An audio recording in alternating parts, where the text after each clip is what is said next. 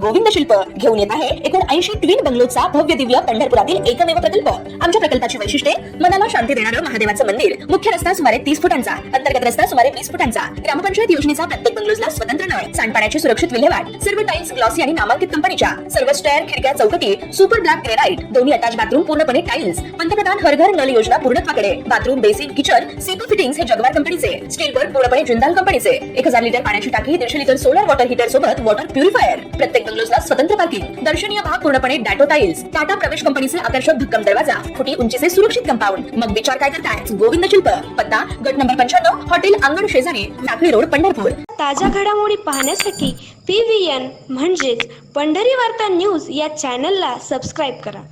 पंढरपूर नगरपालिकेच्या गुरुवारी पार पडलेल्या सर्वसाधारण सभेत प्रभाग क्रमांक 16च्या नगरसेविका सौ संध्याताई मालोजी शेंबडे यांनी आपल्या प्रभागातील विविध समस्या व प्रलंबित विकास कामे याकडे लक्ष वेधत या कामासाठी सातत्याने केलेल्या पाठपुराव्याकडे लक्ष वेधले।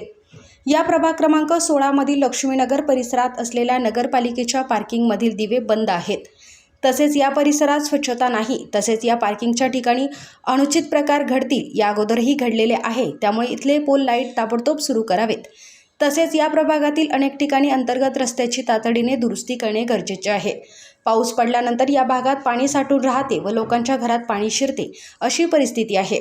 तसेच नवी पेठ परिसरातील भाजी मार्केट परिसरात रस्ते खराब झाल्याने पावसाळ्यात चिखल होत असल्याने नागरिकांना चालता सुद्धा येत नाही। भाजी विक्रेत्यांना या ठिकाणी बसता येत नाही, यावर त्वरित उपाययोजना व्हावी अशी मागणी नगरसेविका सौ संध्याताई मालोजी शेंबडे यांनी केली आहे। तसेच या परिसरात महिलांसाठी बाथरूमची सोय करावी।